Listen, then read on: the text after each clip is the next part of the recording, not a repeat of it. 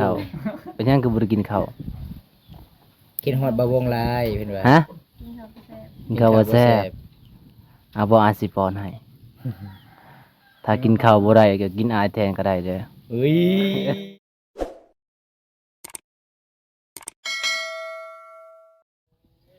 สบายดีแล้วก็สวัสดี FC บ่วงเบิดสุขุสุคนคือเก่าพี่น้องมื้อนี้ก็เฮาก็สิได้ไปหาสาวเบลคือเก่าว่าตอนนี้เฮาก็สิได้ไปหาสาวเบลคือเก่าพี่น้องตอนนี้ก็ฮอดบ้านสาวเบลแล้วเนาะก็คือทางหลังเป็นบ้านสาวเบลนี่บ้านสาวเบลเป็นบ้านที่ว่าพิเศษอีหลีพี่น้องก็3-4หลังคาเรือนมีแต่พี่น้องเขาเจ้านี่แหละนี่เพราะว่าส่วนสาวเบลก็อยู่ทางนั้นพี่น้องจะได้ก็สิได้ไปหาสาวเบล ว่าสิเป็นยังไงน้องโสดคือเก่าบ่พี่น้องเอ้ยเพราะว่าโดนบ่ได้หาบ่ได้ไปหาน้องพี่น้องเอ้ยก็จักสิเป็นจังไดฐานะของน้องว่าโสดหรือยังบ่โสดหรือว่ามีแฟนแล้วพี่น้องไปจังไดก็ไปหาสวนนำกันโอ้ยหมู่บ้านนี่พี่น้องเอ้ยหมู่บ้านนี่ก็คือสีหลังคาเรือนพี่น้องสีหลังคาเรือนก็มีแต่พี่น้องเขาเจ้านี่แหละนี่หมู่บ้านนี่นะครับเป็นหมู่บ้านเล็กๆพี่น้องเอ้ยนี่อันนี้ก็เป็นสวนยาง ส่วนยางโบงพี่น้องโอ้เป็นราคาพี่น้องเอ้ยส่วนยางโบงราคากะโล4,000-5,000กีบนี่แหละพี่น้องตากแห้งเพราะว่าเวียดต้องการหลายๆช่วงนี้นะนี่ก็คือทีมงานเฮากะมาหาซาเวลก่อนเฮากะมาน้ำหลังพี่น้องเอ้ยมาจะได้ก็จะได้ตัดภาพไปหาซาเบลเลยพี่น้องเอ้ยสบายดีซาเบลงามคือเก่าเนาะมื้อนี้นะจะกินหยังมา กินปลากับปลาแดก กินปลากับปลาแดก เมนวาซาเบล กินจักจั่นเด้อผู้ใดอยากงามเพิ่นว่า ในนั่นบ่โอ้ขอยอยากลองกินจักจันปีนี้ยังบ่ได้กินจักจันเลยจักเถื่อ บ่ได้กินจักโตกันหรอก บ่ได้กินจักโตไปบ่ซาเบลไปหาตินจักจันอ้ายมีตังค์เลย ตั้งหยัง ตังค์ติดจักจันนั่นแหละ คือว่าตั้งเงิน บ่แม่นตังค์เงินเด้อพี่น้องอยู่จักคนในเฮือนอยู่สองคนคือเก่าบ่หรือว่าเอาผู้บ่าวมาอยู่นำบ่เป็นจังได๋ซาเบลคือยิ้มตลอดเอาแล้ว เร็ว อ๋อซาเบลสิหายใกล้ๆเจ้าซาเบล ไก่วานี่โลดถ้าบ่มีอาหารเอาค่อยโลดบ่ มาเด้อตอนหับน้องตอน มา หับ เด้อพี่น้อง ำ มานั่งจีบสาวลาวเด้อครับสาวเบล แม่น เฝ้าตัวโอ้ยพี่น้องเอ้ยมามื้อเช้านี้บ่ได้พอซ้ำก็เลยไปกายพูนพี่น้องผู้ตะยองกลับที่ผู้ตะยองแล้วก็แวะมาเบิ่งสาวเบลอยู่เฮือนอยู่ศาลก็เลยนั่งเรียนแป๊บเดียวพี่น้อง กินข้าวแล้วว่าซาเบลยังบ่ได้กิน กินข้าวเป็นหยังคือ ยังบ่ทันได้กิน เป็นหยังคือบ่ได้กิน ข้า ข้าว วเป็นหยังคือบ่ได้กินข้าว กินฮอดบะวงลายเพิ่นว่า ฮะ กินข้าวบ่แซ่บ กินข้าวบ่แซ่บบ่อาจสิป้อนให้ถ้ากินข้าวบ่ได้ก็กินอายแทนก็ได้เด้อ เฮ้ยเฮ็ดแล้วบัดนี้บะวง อีหลี เฮ็ดแล้วทุกคน ไปสองเทื่อก็น้องว่ากินข้าวบ่แซ่บตลอด กินข้าวหลาย กินข้าวหลายๆนี่เด้อเป็นห่วงเนาะ ๆอันกินบ่ได้ก็บอกไปเด้อเป็นก่อน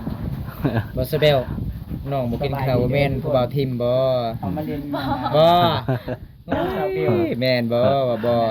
ยามผู้บ่าวทิม บ่ บ่มีผู้ บ่ บ่าวบ่ ว่าเนาะ บ่มีผู้บ่าวเนาะก็เลยหายอกน้องๆล่ะพี่น้อง แม่น น้องบ่ แม่น มีผู้บ่าวล่ะเพราะว่าน้องบ่สบายก็เลยบ่กินข้าวครับ คันสิมีก็มีแต่บาวบุญตาและกับบาวงเนาะ แม่โอ้ยบ่มตาลอยเมียตลอดได้ มีผู้บ่าวชิโดจ้ะ อืมบ่ซะเบลมื้อหนึงนี่จักเทื่อน้องกินข้าว นั่นคือ หนึ่งเทื่อ เทื่อ เทื่อ โอ้หนึ่งเทื่อ พี่น้องเลย กินหลายแท้ หนึ่งเทื่อบ่ได้หลายดอกหนึ่งเทื่อบ่มตามื้อหนึงสี่เทื่อ สี่เทื่อ มื้อเช้านี้จักเทื่อเฮากิน 3เทื่อแล้ว สามเทื่อสามเทื่อสี่เทื่อกับส้มโอ้ยกินหลายพี่น้อง กินตลอด เออ แต่บ่ตุยเนาะ บ่ตุย จะสิกินยาหยังให้ตุยจะมียาแก้บ่ซาบิว มีว่ะ มีอยู่บ่ยา มี ตุย ยาพาราจะสิกินบ่ ยาพาราก็กิน เอาไว้เด้ยามปวดหัวปวดหยังก็กิน กินได้บ่ กินได้ บ่อยากกินซาเบลบ่ โดยเฉพาะสาวเบลให้กินเมด เอ้ย คือค่อยว่าก็อยู่ข้างๆค่อยก็อ้วนแล้วตอนนี้ เสื้อสีน้ำตาลงามแท้เสื้ออะไรครับ สบาย ชื่ ดี อหยั เด้อง สบายดีสบายดี ซาเบลเด้อ มื้อนี้เฮาอยู่อะนะ สาวเบลเว้าค่อยๆน้องไม่สบาย สาวเผาเตอโอ้ย แม่น มาเยี่ยมมายาม น้องบ่สบายแต่ว่าน้อง มีใจให้แม่บุญตา ให้กำลังใจน้องเด้อน้องบ่ได้กินข้าว2มื้อแล้วน้องบอกว่าสบายดี โอ้ย เด้อ มามื้อนี้คือบ่ได้พอน้องเนาะ แม่นก็บ่ได้พอ สองเทื่อมาหาน้องโอ้ยพี่น้องเอ้ยตอนนี้ไผๆก็กินหอนน้องลายเสน่ห์แฮงอีหลีบ่ตาคู่มือเลยมา3มื้อ สามมื้อแล้ว สามมื้อ โอ้ยแสดงว่าบ่บุญตาบริสุทธิ์เลยเนาะ อืม สบายดี มาผู้เดียว มื้อนี้ก็อากาศก็มีใจแน่พี่น้องเอ้ยก็คืออากาศบ่ได้ร้อนปานใด มาหลายคนมา บ่ฮู้ว่ามันสิตกหรือบ่ตกมื้อนี้นะ หายบุญตานํ ให้มันตกแน่เด้อมื้อนี้นะ ไอ้วง สบายดี โอ้ทีมงานหลายคนอยู่มามื้อนี้ แม่นหลายคนอยู่ ทำมาเยี่ยมมายามน้อง สองขึ้นไปแสดงว่าจำนวนหลายเกินว่ะ เป็นยังได้สะเบลคือว่าโซกๆเศร้าๆแท้เนาะ เขินเบาว โอ้ ง เนาะ เขินเบา บ่ ซี ได้ โน เคินดอกข่อยก็ อยา ย่าก น กินบ่ปิ้งไก่ซีโน ข่อย บ่ ย่าน ซะเบล ผู้บ่าวซีโนนี่แหละเคินคนละมา2เทื่อแล้วเบลเนาะ แม่นไปที่เล็กเคิน สะเบลมีผู้บ่าวฟังไทยแล้ว หยอกกันเด้อพี่น้องผู้บ่าวทางไหนเพิ่นก็เอาได้ครับ แม่นเอาล่ะบาวชิโนบ่เอาไปเนาะ คันเว้าในนั้นแหละ ข่อยก็สิบ่ขี่นํเจ้าแล้วจนน่ะก็สิย่างเมื่อแหละ นี่ก็สิไอ้ตัวนี้เจ้า โอ้ เปิดใจ ย ให้กูบาวชิโนนี่เด้อ ซีโนสิใจบ่ แม่นไว้ใจตอนนี้ฝนบ่ตกดอกแต่ว่าภายในแหละที่ตกนอนใจสบายดีเด้อทุกคนสบายดีเขามากันทักทายกันเข้ามาได้เลยสาวเบลเด้อทุกคน มื้อนี้บ่ได้ไปเลี้ยงงัวบ่ บอก ไผเลี้ยงงัวมื้อนี้ เนี่ย อ่า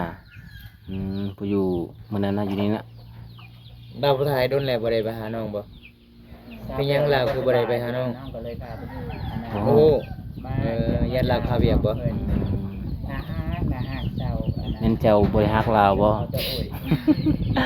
โอ้ย บ่หยอกพี่น้องก็คือบ่าวผู้ไทยบ่ได้มาหาน้องดนแล้วเนาะ ได้แล้วบ่2-3 เดือน มันจะตัดตลอด บ่ฮ บ่ฮ อ อ ด ดบ่ ส่งทิศฮอดแล้วเนาะ อืม ได้ลามากับอาบุญตามื้อนั้นบ่ แม่ โอ้โดนแล้ว โดนแล้ว ฮีโรหาอายุ beautiful ให้ลืมบ่าวผู้ไทยนี่เด้อ แล้วมากินฮอดบ่าวบุญตากับบ่าววงแทนก็ได้คันบ่าวบุญตามีเมียแล้วค่อยสิยังโสดคือเก่า ไม่มีครับ ตอนนี้ไม่มีเด้อครับ เมียไม่มาแสดงว่าเมียไม่มี เมียไม่มีเมียไม่มาเมียไม่มี เดี๋ยวน้องๆโอ้ยพี่น้องเอ้ย น้องงาน ยินดี น่าฮักจังแม่น่าฮักหลายเด้อ เบิ่งเท่าใดก็น่าฮัก ส โอ้ บาย ย ดีเด้อค สา รับ เบล ทุกคนจะให้อีก ยิ้มยำใดก็ใจละลายเกินว่าแก้มมันจะได้แก้มบ้องวะ โอ้ลมจะน้อยกูสิปิวเลยสักกะสี บ่ น้อง บ่ใส่ งาม บ่ใส่โทษว่าแก้มมันยัง แกนบ้องเป็นธรรมศาสตร์ ภาษาไทยมันจะได้ คือกัน คือกันบ่เป็นภาษางามแล้วตัดตลอดบ่ แอนเบิ่งนี่มันติดติว ก็สิแม่นบ่ก็ว่าขอเป็นเพื่อนคือบ่ได้ฮับโอ้ขอบคุณครับ มื้อนี้ก็ ไอ้บุญครับมอบอีกแล้วครับ นี่ก็คือเฮือน 3 ดอนครับ เฮือนของน้อง ขอบคุณหลายๆเด้อครับ เด้อ เป็น ขอบ ของ คุณ น้อง มากๆค เฮื รั อบ นของน้องเบลนั่นแหละ มื้อนี้มาเยี่ยมยามน้องเบลกับวิ่งยัง แม่ ไอ้บุญเอ้ยนางเล่น บ่มีหยังสิให้เพิ่นแต่ว่า บ่มีหยังสิให้ มีแต่น้ำจิตน้ำใจนี่แหละฮักแพงกันคือเก่า แม่ ไปมานี่บ่ได้มา ก็เลยไปทางนี้ก็คิดฮอดน้องก็แวะมาเล่นน้ำน้องก่อนครับ มันแม่นบ่มาใส่มีดเจาะหัวใจจ้ะ ขอบคุณมากๆเด้อ ขอให้ดีมีแห้งขอให้ร่ำให้รวยปรารถนาสิ่งใดขอให้ได้สิ่งนั้นเด้อไอ้บุญเด้อสบายดีปีใหม่ ตะโอ้ยแล้ว เฟซน้องซื้อจังได๋ ลืมแล้ว ลืมละ บ่แม่นน้องเบลสาวลาวบ่ แม่ น้องเบลสาวลาวภาษาไทยเนาะ แม่ ตาม ถ้า นั้น ผู้ใดอยากคุยกับน้องก็คุยได้บ่น้อง แม่น ตามนั้น บ่คุยบ่ แม่ ทักหาได้ทักหาได้ก็ยังมีเน็ตเนาะใครบ่แม่น สาวลาว ใครบ่มีเน็ตนี่ก็แสดงว่าคุยบ่ได้เนาะ บ่ได้เนาะ กับโทรศัพท์เฮาซากพี่น้อง เวลาอยากเล่นนี่ต้องเสียบ เวลา เสี ซั ย บบ ฮอดมันดับ มันดับเลยเนาะ แม่น โอ้ สับ ส ค ง น สาร มัน หลา สิ ย เพแล้ว สบายดี กาผู้ใดมี เด้อหลัก น้ำจิตน้ำใจก็ช่วยซื้อโทรศัพท์ให้น้องหน่อยเด้อเนาะ ๆ โทรศัพท์ FC โอ้ย แล้วก็ถึง โทรศัพท์โทรศัพท์ โทรศัพท์น้องราคาเท่าใดน้องซื้อ บ่ฮู้นะสาวซื้อ น้าสาวซื้อให้ เนาะ เอ โด อย มือหนึงหรือมือสองน้าสาวซื้อให้มือหนึงโอ้ จักปี ประ แห มา ละ ณ Android เนาะสับ Android เนาะ จักปีเลยน้องใส่นะ ก็เดือนหนึง เดือนหนึง เอา แล้ ก็ ว เดือนหนึง เออก็เลยเพย์เนาะ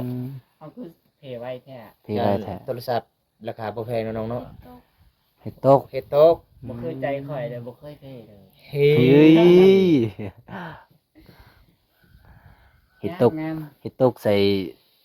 ส่พื้นโอ้มันแตกแล้วแหละ มันก็สิพังเลยเนาะ แม่นแต่ว่าเฮ็ดตกใส่ใจข่อยน่ะข่อยสิรับทันอยู่เด้ ว้าเชียบ แล้วเลยแบบนี้ FC ควายสิบ่อยากเบิ่งแล้วบัดนี้ ว่าหยอกว่าหยอกว่าหยอก ทางบ่เป็นหยังขอให้ โอ้ จะคอยอยู่ในอันนั้น โทรศัพท์ก็คือกับไข่หั่นแหละพี่น้องเอ้ย ใครเป็นอะไร เฮ็ดตกแล้วก็แตกโลดแหล้วเนาะ โอ้ย แต่ว่าเฮารักษาบ่ดี โอ้แต่ความหักที่ให้ซาวเบลน่ะตกย้ำใดกับบ่ไปใส่ ส ดอบ าก ยดี สาวงามเบิ่งจากโคราชไทยแลนด์โดยสบายดีเด้อทองดี มื้อแรงนี่สิกินข้าวกับหยังเบล ฟรี บ่ฮู้บ่ฮู้ ฟิลิปปินส์ บ่มีแนวกินบ่ โอ้ thank you very much เด้ออ ม จากประเทศฟิลิปปินส์ มื้อนี้แม่นมาเข้าหรือบ่สินึ่งข้าวบ่จังได๋บ่ได้มาอีกอ๋อเด้อบ่ เข้า ได้ หม มี ดบ่น้อง ข้าวหมดบ่ ยัง ยัง คือบ่ได้มาเข้าคือบ่ได้นึ่งข้าวมื้อนี้เป็นนี่เลย เป็นจังได๋ เป็นจังไดน้อง ถ้าแม่มาแต่ เรียกว่าบ่มีข้าว น้องว่าบ่ค่อยกิน มีอยู่บ่ ทุกคนเลยแต่น้องนะ ยังไล่บ่ข้าวของน้องบ่ไล่ก็เลยกินประหยัดเนาะพี่ อื น้อง ม เพราะว่าน้องก็อยู่นำกันสองแม่ลูกครับ แม่นอยู่กับ FC สอง ให้กำลั ตั ง ว ใจซาวเบลเนี่ย บ่ เด้อ มี ทุ ไฟ กคน หาเงินหาค่ำให้น้อง มีแต่แม่เนาะซาเบลก็หาเงินบ่เก่งพี่น้อง ส เอ้ย บายหลาย ก็อาศัยแม่แหละแต่ว่าพ่อเพิ่นยังอยู่ก็อาศัยพ่อทั้งแม่นี่อันนี้ก็ แม่น อีพ่อเพิ่นก็ไปเอาเมียใหม่แล้วก็เพิ่นก็อยู่สองคนกับแม่จะได้ น่า ก็ รักจั จะ ง ได้ก็ เลย สู้ๆเด้อซาเบลเด้อ นั่นแหละ เป็นกำลังใจให้เด้อปาราซิตามอน หรือเอาหัวใจ ใส่ยืนขึ้นถูกแล้ว โอ้ ขอบใจเด้อ I love เด้อที่แปลให้ซีล็อกไลท์กินยาแล้วบ่เบล บุช ยังบ่ได้กิน ฟลัตตี้ เสียวบ่ยา เข้าย า ให้น้อง ยายัง แว จะกิน ห้า เอายายังล่ะยาให้ ดอนเด้อโดยไอ้บุญ จักปีละ โดยได้ อ่า 16 5 ดอนกับประมาณเท่าใดเงิน กิน เงินบาท กินจังเม็ด ชเด้อชม you okay ว่า thank you กินครึ่งเม็ดหรือเม็ดหนึง 5 ดอนนั่นเท่าใดเบิ่ง ขอบคุณหลายๆครับ 10 ดอนกับประมาณเท่าใดเนาะครับ10 ดอนกับประมาณ 200,000 แม่นบ่ เฮาจะได้กับทีมงานเฮาสิซื้อยาให้เนาะ เอาให้น้องเบล5 ดอน ยายังซาเบล ขอบใจเด้อ ปลาร้าบ่ ไอ้บุญ หรือว่าทิพพี่ อาการเป็นจังไดหมอสิ ไมสลิม ให้ค่อยกวดให้ หมอสิวางยาให้บ่มีหยังดอก สวัสดีครับบาวบนตา ขอบ สาว ใจ เบล FC แน่ ขอบใจแน่ มื้อนี้ เอ เฮา ฟ มา ซี เยี่ยม เพิ่น น้องเบล อ่า แล้วบ่สบายทุกคน มีน้ำจิตน้ำใจ เมื่อ ฝาก วานนี้ ให้ คือ เล็ก น้อง ๆน้อย น้องไอโฟนได้ งามกว่ สบายดีปีใหม่เด้อเพิ่นว่าเอาไหม ๆสบายดีขอบใจหลายๆเด้อไว้ บ่ใส่มาเยี่ยมน้อง เป็นจังได๋ซาเวลมื้อนี้คือว่า คือบ่บอกเลย ไว้พรบ่ได้ เป็นจังไดอ่ะเคินบ่ เคินเนาะได้เงินหาดอนเนาะน้องบ่ออกเลย แม่นๆๆ มื้อนี้ก็ บ่ เกิ ส น บายน้องว่าบ่ค่อยเก่งเลย ไอ้บุญน้องเบลก็บ่ออกเพิ่นได้เงินหาดอนครับ อืม ก็บ่แม่นง่ายครับได้เงินก่อนนี้ ขอให้ไอ้บุญ สวัสดีครับ ให้ร่ำให้รวยให้อยู่ดีมีแห้ง สวัสดี แม่น แม่นบ่เบล ๆน้องก็ว่าบ่เก่งปานใด แม่นเนาะแต่น้องก็เคินได้เงิน แต่ว่าเรื่อง ครั้งแรกเลยได้เงินหาดอน เรื่องจิตใจของน้องมันใจดีอีหลี แม่นใจดี แต่ ใจ ว่า ดี น้องเว้าบ่เก่งปานใด เอามาประมาณ16เหรียญ อ๋อ16เหรียญเนาะ 16ดอนนี่แหละ ผมจะถ่ายให้อ่านเลย สวัสดีเด้อครับ 16เหรียญก็พอได้ซื้อเป็นงอกเกลืออยู่ซื้อสบู่ พอได้ใช้ไดมันอยู่หวังตา แม่น พอได้ใช้ไดมันไปเที่ยวถ่ายคลิปประมาณ4มื้อแล้วถึงหมด อ๋อได้หลายอยู่เนาะ แม่ คัน16,000กีบเฮาน่ะใช้บ่ได้เนาะ แม่พี่ซานตอบว่าประมาณ ซื้อ 160 บาท โอ้ครับขอบคุณมากเด้อ จะ พี่ บ่ได้ไป ซาน ตักเอาบ่น้ำอันนี้นะ บ่ บ่ บ่มีจอบเขายกแล้วเด้นี่มีจอบบ่ ไกลไกลบ่บนไปตักน้ำนะไกลบ่ บ่ได้ไกล สวัสดีครับสมศักดิ์ จะไปตักตลอดแต่ละมื้อ น้องบ่สบายทุกคนชี้เงา อืม ๆน้องก็เว้าบ่ค่อยเก่งแน่ It's too โอ้ น้อง ย สิ แปล เงา ให้ ๆแล้ว ภาษาอังกฤษ กินฮอ นี่ ด เด้ เจ้าได้ อ บ่ บ่ได้แปลเป็นก็แปลให้บ้องตาแน่ กินหอดเมื่อนี่ บ่ว่าใส่ แม่นคนเมื่อนี่เขาจะกิน น้องเหงาแม่นน้องกินฮอดเจ้า เมือง บ่ นอกส่วนหลายแม่นเผาตะโอยแม่นเมืองนอกมันจะเป็นเผาตะโอยกับเผา แม่นมีหลาย มังกร เผา เด้ มี อ หลาย ส่วน เผา บางตาเผามังกรส่วนน้องแบลเผาตะโอย10ดอน แม่นบ่ แบ่งกันเด้อโดย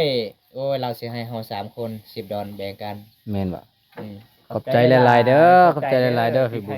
ค่าน้ำมันลด โอ้ยขอบใจหลายๆเด้อขอบใจหลายๆเด้อให้อยู่ดีมีแฮงเด้ออายเด้อหาเงินก็ให้ได้เด้อร่ำรวย ขอให้เจ ร่ำรวย เจริญ โดย ขอให้ได้เป็นชิปเท่าแล้วเด้อ อยู่ประเทศอยู่ต่างประเทศก็ อยู่ต่างประเทศ ให้ร่ำให้รวยเนาะ ให้ร่ำให้รวย ลาวเป็นคนลาว โอ้ คนลาว ให้ เป็น อยู่ คน ดี ปัก มี เส แฮง บ่ล่ะว่าไอ้แม่เป็นคนปักเสบ่อีพ่อเป็นคนไท ให้ ย อายุบันเยินเด้อ ตอนนี้เราอยู่ประเทศอเมริกา ปรารถนาสิ่งใดขอให้ได้สิ่งนั้นให้สมดังความปรารถนา แบ่ง4คนโดยได้ได้อ้ายงามอยู่ครับ แต่ผู้สาวบ้านสาวึบ่ได้เด้อบ่าววงนี่พี่เลิฟบ่าวบ่ ใคร พี่เลิฟ แล้วได้ไปแล้ว งามอยู่ครับ แต่บ้านสาวึบ่ได้เด้อผู้สาวบ่าววง แล้วโมเมนต์ เปิดคำลับอีกแล้ว โมเมนต์อันนั้นพี่เลิฟ สบายดีบ่าวบุตาโดยสบายดีเด้อ แม่นเห็นผู้สาวบ้านน้องงามบ่พี่เลิฟจึงบอกในนั้น เอาเด้อโดยไอ้บุญสิแบ่งกันอยู่อ้ายสวัสดีครับผมอยู่ประเทศไทยครับทายเซตให้นางเอกนำเด้อโดย วันนี้ก็มานั่งลิ้นกับน้องๆนี่แหละ ขอบใจหลายๆเด้อ ก็บ่มีหยังสิให้น้อง อยู่หั่นแมน ทีมงาน ส่วน 3คนกับบาบุญตามีแต่ ไม่วิก ให้กำลังใจน้อง อยู่ล่างก็จะเป็นส่วนยางบงพี่น้องน้องเบลเด้อ แม่น เพราะว่า เป็นส่วน น้อง ยาง เบล บง เวลาซอยเวียกพี่น้องก็ให้เงิน พอได้ซื้อกระแปง แม่น ให้พุ่มนำแน่อายบุญบ่มีเงินกินข้าวแล้วอายขอบคุณแน่น้องเบล10ดอนมื้อนี้อายบุญให้10ดอนเองมื้อนี้นะ อืม รวมทั้งหมดก็ประมาณ20ดอนมื้อนี้อายบุญให้ ขอบใจแน่ ขอบใจแน่ แน่ ใจเด้อ ขอบใจเด้อขอให้ร่ำให้รวยเอ้าทีมงานเฮา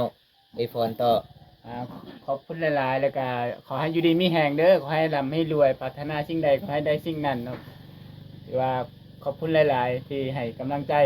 โดยขอบใจหลายๆเด้อพี่บุญ อืม ก็ขอให้อยู่ดีมีแฮงก็มีแต่สิ่งดีๆเข้ามาในชีวิต แม่น ให้อยู่ มา อายุมันคนยืนอยู่ เอา กั มา บ มื้อหน้าก็ หลาน สิได้ โดนๆอยู่ สิ กั ได้ บ แบ่งกันเนาะสี่คนเฮา อยู่กับพวกน้องๆโดนๆเด้อไอ้บุญเด้อ อืมอย่าเผาทิมไว้เด้อไอ้บุญ ซอยน้องๆแหน่ซอยเบิ่งวิวน้องๆนี่เด้อเพราะว่าน้องๆก็เป็นคนชนบทบ้านนอก โดย เว้าภาษาไทยบ่ถูกบ่ได้ขอโทษขอไฟก็สอนๆให้น้องๆนี่เด้อ ขนาดเว้าลาวกันยังบ่ บ่ ได้ ออกเลยเว้าแป๊บเดียวก็หัวอีกพี่น้อง ว่าเล่าก็ยังสับสนกันอยู่ แม่น คันที่พ่อซองใหญ่ๆนี่บ่กล้าทักหาเขาเลยไอ้บุญเลยแบบเฮาคนชนบทจักสิว่านี่ใดเฮาเป็นคนบ้านนอกแน่บางทีหมู่ทักทายหรือบ่เฮา แม่น ตอนนี้อายุฟังไทยอายสิไปห้าขามทางใดจังสิไก่มุกดาหารเนาะทางบ้านเฮาเนาะ แม่นข้ามลูกดาหารแล้วก็เลยไปชิโน แม่น ขึ้นไปเล่นเส้นทางเล็กเก่า ผมขอจีบ1เด้อครับโอเคผู้สาวบ้านซื้อกันหลายเด้อพี่ซาน ชิ้นสอดจากบาทชิ้นสอดจากบาทน้อง ค่าดองเท่าใด ทำมากเลยเอาเลย บ่เอาก็ได้เด้อนั่นบ่ บ่ได้เข้าไปเล่นนำน้องลาน้อยบ้านสกีฟิน สกีพีน น้องหูบ่บ้าน สกี นำน้องลาน้อย สกีพีนก็อยู่แถวบ้านดงนั่นเด้ โอ้ แค่นั้น สบายดีครับบ่าวโกยพารวย โอ้คนที่รวยแล้วมาแล้ว บัดนี้ บ่าวโกยมาแล้วสวัสดีเด้อบ่าวโกย สบายดีเด้อบ้านสวนเด้อบ่าวโกยเมื่อใดเนาะสิขึ้นไปหากับบ่าวสัญญาบ่าวโกยสบายดีบ่าวโกยนี่น้องเบล สบายดีเด้อ โอ้ตอนนี้ ข ก็ อง แดดดี กิน เนาะ เขามาแล้วนะครับ ภายใน อีกอย่างเนาะ แม่จะบอก ตอนแรกนึกว่า ฮะ คนที่ตกทุกคนที่ไทย แม่จะบอกพี่ไหม เด็ดออก ก่อนเนาะ ดีพาดังตุ้มตั้มตุ้มตั้ม สบายดีเด้อหลายๆคนเด้อครับมื้อนี้ก็ทักทายยามแรงๆครับเบากล้วยกับสาวแววก็เป็นพี่น้องกันนี่แหละครับทีมงานกันเฮาเองครับผมเคยหยอกกันแบบนี้แหละพี่น้อง อยากเข้าใจผิดหลายเด้อ FC หลายๆคนอันบ่หยอกกับบ่ม่วนครับ แม่น มื้อใดบ่าวสัญญาสิมาก็ไปมื้อนั้นโอเคมาใดเดี๋ยวค่อยสิ สบาย ลัก ดี ไก่อีเมลไว้เด้อ สบายดีน้องเบลเรา บ่แม่นลักไก่ลักไข่ไก่ยุค เอาแต่เราไม่ค่อยกินด้วยกัน แม่น มาเยี่ยมน้องเพิ่น บ่าวตาบ่มีไก่เด้อ บ่เก่งกับบ่เก่งอยู่นำกันเป็นเงียบเนาะ มามื้อใดก็กินแต่แจว เฮ็ดเป็นน้องยิ้มงามน้องบ่ค่อยเว้าหรอกน้องนี่จะยิ้มเมาน้องคนบ่สบายกินข้าวก็บ่แซ่บน้องบอกว่าบัดนี้ แม่ ข้าวหลายมื้อ แม่ เขาก็เลยมาเยี่ยมมายามน้อง วินโอดอยชาวดอน บ่ใส่ตั้งใจซิโนเลยมาฮอด ตกร้อยเนี่ย อันน่ะเมืองน้องตั้งแต่เมื่อวานนี่ทุกคนได้มีโอกาส บ่มาเตียงอันนี้สวย แต่ พี่น้องเฮาเท่านี้กันนะ ครูบาวตัวจริงเข้ามาแล้ว แม่นบ่แบลครูบาวตัวจริงเข้ามาแล้วผู้ใด ที่เลิ เนาะ ฟเป็นหรือเปล่าเนาะ อีสานแล้วบ่าวโกยครูบาวเจ้า แม่ บ่แม่น พี่น้องกัน พี่น้องกันเนาะอืม ตัวจริงอยู่นี่ ไม่ใส่เนาะบ่แม่นเนาะน้องเนาะ พี่น้องกันจึงหยอกได้เนาะ หยอกกันได้ ถ้าบ่มีพี่น้องก็บ่กล้าหยอกแหล้ว คือเบาตาขนาดมีเมียไปหาน้องตลอดครับ ลอยเมียน้องเบลว่าเจ้าบ่ยานเมียเจ้าหายบ่าวบุญตา โอ้ยค่อยลอยเมียอยู่แล้ว ไปกลับตีนเลยวะ เออเดียวกันพี่น้องกันเฮาไปถ่ายคลิปก็ได้ถามเมียก่อนครับ ค่อยยอกผู้สาวเจ้าอย่าเครียดอย่าสั่งค่อยเด้อ แม่น เพราะว่าค่อยมาถ่ายคลิปก็เพื่อสิเลี้ยงลูกเลี้ยงเมียนี่แหละครับ ข้อยก็ว่าบ่เก่งผู้สาวก็ แล้ว ว่า ก็ บ่ คัน เก่ง มีเงินก็สิให้น้องนี่ซื้อบัตรซื้อเบอร์ซื้อสบู่นี่ครับ น้องก็บ่สบายน้ำแน่ บ่าวบุญตาไปเยี่ยมสาวคัดมาย่างครับถ้าย่างอาทิตย์หน้าอายสิแวะชวนไปด้วยนี่นะครับ โอ้อายสาวคัดยังมาทันได้มาแต่เมืองสิโปนเด้ออายเด้อเพราะว่าบอมตาโทรหาตลอดสาวคัดลมกันตลอดแต่สาวคัดตัวนี้อิหยังเคินปะ เกิดลูก เกิดลูกเลยเนาะ แหม่ ประมาณทิศปลายแล้ว อีก โดนอีกโดน อีกโดนเนาะอีกเมื่อใดสาวคัดสิกลับสิโต้นสาวคัดกับสิโตหาบอมตาเพราะว่าสาวคัดก็ค่อยไปนำกันตลอด เดือนหนึ่งนี่เนาะ แม่นไอายซานหั่นละผู้บ่าวเบลโอ้ย แม่นแล้วเบาโก้ย หยอกครับแซวเล่นเฉยๆแม่น อย่าพาวปิดไลน์เด้อขับรถเมื่อเป็ด ไป ขับรถไปใส่อีกบ่าวโก้ย ไปน้ำอายผู้ตามวน แต่ผู้สาวก็งามป่าไปอันน่ะจนเขินแล้วจนเว้าบ่ปิ่นมาดูเห็นเลยบ่ขี้โทษ เจ้าหากะไล่สุดสิอืม ป้าเสียงจากจันห้องนี่ สบายดีมาเยี่ยมมายามน้ำ คือสีม่วนเลยพี่น้องเอ้ย แม่น ซ้ำเสียงสาวแบลห้องเพลง ไอ้าย สาว ส่วน แบล ส่วนสาวเบลไปติดเอาแต่ว่าเนาะ เออ น้อง ซาเบล บ่มี ห้องเพล ตั ง งค์ เป็นบ่ ว่ะ ซาเบลบ่เป็น คือว่าห้องเพลงมือนั่นไอ้ได้ยินน้องห้องว่าอายฮักน้องหลายเด้อบ่แม่นน้องฮักบ่แม่นน้องฮักอายหลายเด้อ ชื่อเพลงจังไดชื่อเพลงจังได ชื่อเพลงว่าน้องแบลฮักหนุ่มไท สาวย เบล ผมบ่กล้ายอก แต่สาวอ้อยคนเดียวยานน้องบอกเฟสเด้อบาบุญตา ยานแห้งฮอดปานนันบ่ไอ้ละเอ้ยขันยานฮอดปานนันก็บ่ต้องอยากเด้อเพราะว่ามื้อเสาร์นี่ข่อยเขาไปเบิ่งตอนน้องดีไลฟ์สดเห็นพี่เล็บหยอกน้องดีอยู่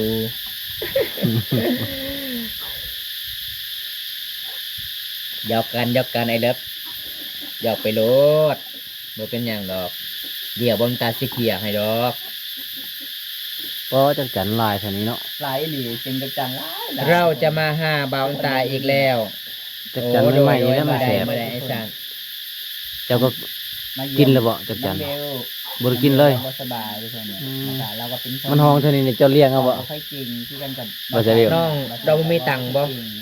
บ่มีตังค์ติดบ่ บ่ โอ้ มี ถ้ามีตังค์ติดเกถ้าบ่มีอาหารก็สิติดเท่านี้ก็ได้กินแล้วเด้ ค่อยมีเนี่ยติดแต่ค่อยติดจักจันมาได้ติดเจ้าได้เยอะ ยอดตลอดเจ้าก็ได้ น้อง น้อง ยิ้มงามงาม น้องที่ยิ้มบ่หุบเลยแก้วสิแห้งแหละ เดี๋ยวอันน่ะที่ซื้อยามาให้น้องอ่ะ ยาหยัง ดีไวๆยาดีไข่ อย่าป่วยหยัง น้องแมวน้องซื้อยาเป็นบ่เป็น ติด ตอนน้องฮอดเมืองแล้วน้องสิถามว่าในใดตอนสิซื้อยานี่ มีที่สุ่มกันมี อยู่ที่ชุมก็มี สิซุ่ม เวลาจะไปซื้อยาเจ้าสิว่าใด สิว่าแนวใด ๆบันชวนอ้ายไปนำควายเด้อนี่นั่นบ่ บันชวน บันชวนอ้ายก็คือสวัสดีเด้ออ้ายจังสันเด้อครับ แม่น เวลามาลาวก็ทักทายเลยครับ บันชวนอีพ่ออีแม่ บันชวนก็คือสบายดี สบายดี ภาษาเฮาเด้อภาษาเราวเทิงเฮาบ่แม่นภาษาลาวเด้อบันสวน แม่น ถ้าไปคิดนอกแม่นสามารถเว้าได้ แต่ว่าพอน้ำคนลาวสิงงล่ะ ชนเผ่าคาสินสอดแพงบ่ แพงบ่ แพงบ่น้อง บ่แพง บ่แพง ไก่ตัวหนึง เท่าใด บ่แพงบ่แพง เท่าใดซะเบลค่าดองซะเบล ยังโมโห หมู่ บ่เอาก็ได้เนาะ ทั้งใจดีทั้งงามพี่น้องเอ้ย โอ้ยมา มื้อนี้ มื้อนี้ก็ งาม บ่ คื มี อเก่า ขั้นตอนสิฝากให้น้องครับ แม่นบ่มีเฮา3คนบ่มี เพราะว่า เข้าหน้า บำตามมาตอนนั้นก็ เอาที่เบิดใจมา สิให้น้องอ่ะเป๊ปซี่นี่ล่ะ ครับ คือได้มามื้อนี้น้องบ่ได้กินหยังก็เป็นนางสงสารนะครับ ขอโทษขออภัยหลายๆเด้อน้องเด้อมื้อหน้าอีกถ้าอายมายิ้มแย้มน้องเพราะว่ามื้อนี้อายก็มาแต่ชนบทก็เลยบ่มีของฝากน้องเอ้ย แม่น มาแต่ย่องพุ่นรถเพแน่ก็เลยกลับสิขึ้นไปเมืองโตย เล็งจำก็บ่ไปเนาะ เลี้ยงจำก็บ่ไปรถบาบุนตาพี่น้องเอ้ย ซ้อมรถทุกทาง ซ้อมรถตลอดเลย ซ้อมรถ เป็นจังไดเนาะว่ารถคือเร่งบ่ไปมันดับตลอดเลยอยู่ข้างทาง จากเป็นหยัง ซองน้องดีมีแต่สาวสวยๆครับ